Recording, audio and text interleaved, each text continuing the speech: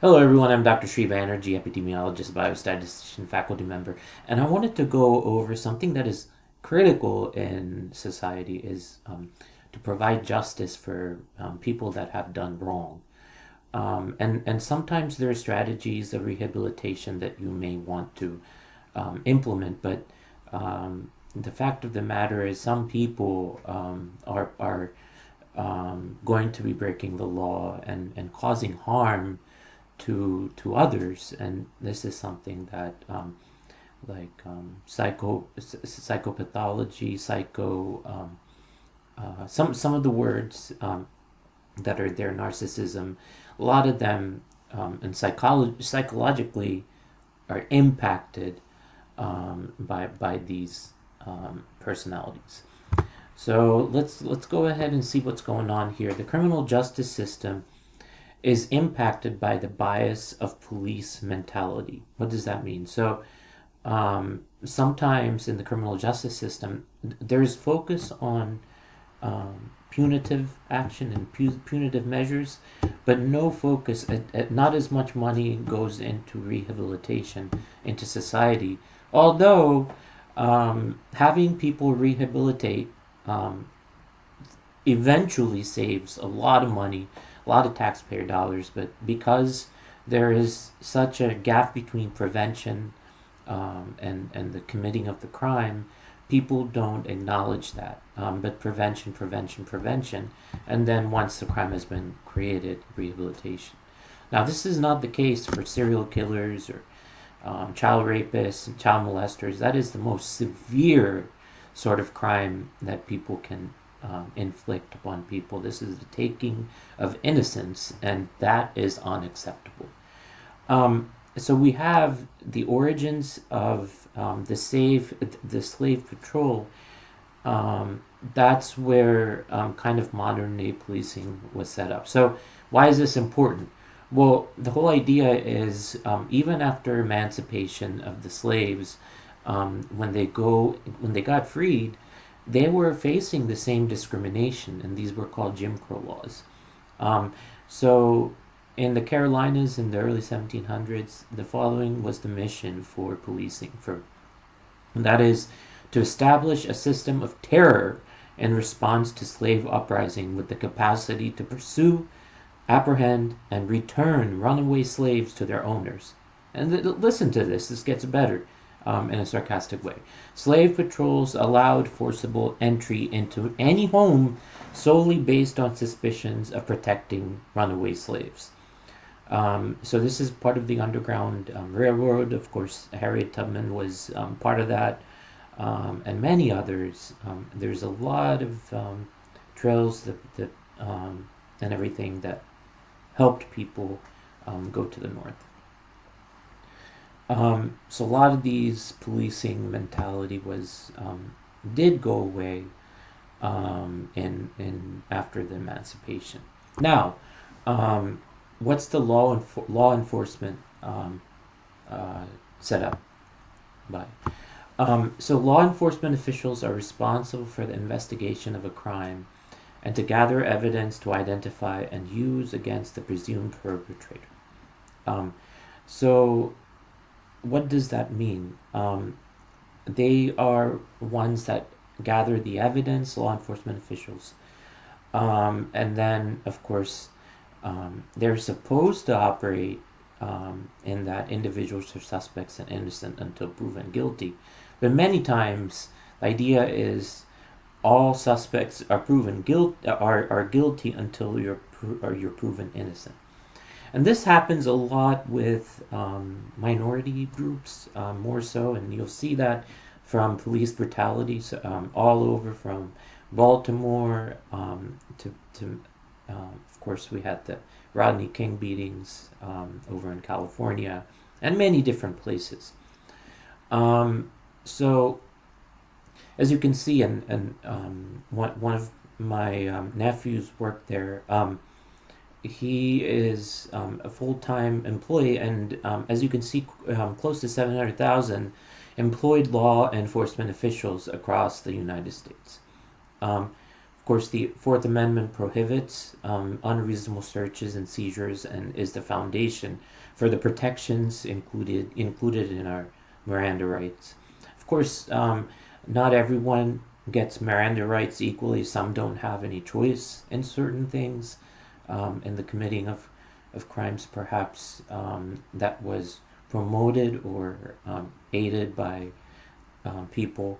If you think about one of the I think it was a 13-year-old in Atlanta that opened fire. This was from priming that he got from his parents about the use of guns.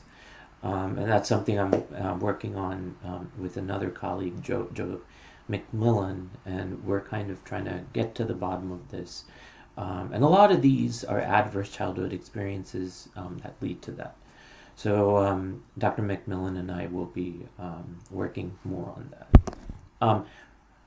Let me go back to where we were. And so listen to this. A black person is 5 times more likely to be stopped without just cause than a white person. Like I said, the Miranda rights do not apply to anyone, so everyone. So, and you'll see in terms of different areas of society, different disciplines, you'll see this is the case. And a lot of things, like informed consent and different things, are not implemented as they should be. Okay. So a black man is twice as likely to be stopped without just cause than a black woman. So even within black individuals, a black man is considered already guilty. So as I said, for certain races, the person is guilty until they're proven innocent. So see see all of the things going on. So black adults have felt targeted because of their race, and also approximately 35% of Latino and Asian adults have felt targeted because of race. And of course, we can see incidents of racism. Asian and people with turbans right after 9/11 were persecuted in many different places, many different campuses.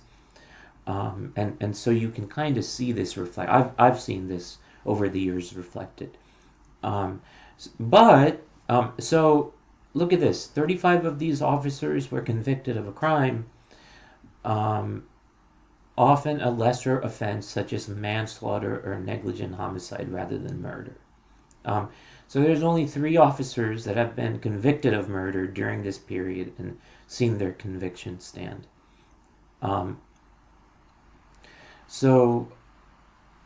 Individuals in the police department, in law enforcement, do not face as much as harsh penalty. And you'll see this in many different places. I mean, in doctors' offices and places, African Americans and Hispanics do not get the same treatment. A lot of the establishment in the medical field are more likely to promote and favor white individuals than minorities. And the sad part is if there's any violations of trust and confidentiality and different things, then the establishments kind of cover that up, and that's not cool. All right, so public perception. I've already gone over than what I was gonna go. 84% of black adults say white people are treated better than black people. 87% of black adults say the U.S. criminal justice system is more unjust towards black people. And also that more white people have been killed by police. Black and Hispanic people are disproportionately impacted. So there's more percentage of black people, even the numbers might be white people, but percentage is black people. So 539 claims were filed, and so in Los Angeles related to police misconduct, and 9,000 sworn officers. So they abuse power like no other. That's what is happening in the United States. You have people all over the place part of an organization, part of different disciplines that are going in, violating people's rights, and then getting away with it. Now that should not be happening. Of course, police brutality leads to 176 million civil judgments. Um, and then, so bottom line, racism is huge in criminal justice, and something or someone needs to stop this. Even 1 out of every 3 black boys born today can be expected to be sentenced in prison, compared to 1 out of 6 Latino boys and 1 out of 17 white boys. 1 out of 3, 33%. Something wrong. This is unacceptable. So we go and we look at the history and kind of see where prevention can take place, and of course, $81 billion on corrections in 1 year, but spending on prisons and jails have increased at triple the rate of spending on pre-K through 12 public education in the last 30 years. So this is kind of the summary. I want you to kind of take some time. They go into death penalty at the end, and the percentage of black people on death row was quite high, especially Maryland, and of course some of the most heinous brutality took place there. So go ahead and look at the fact sheet. I've given you some vital information on how criminal justice is an important, vital role in society. And of course, I'm going to end with this. I'm thrilled to have the criminal justice be a part of the master's degree in Walden University about criminal justice, and I'm learning a lot about different aspects that I had no clue about. So I hope this has made some sense. Thank you for listening.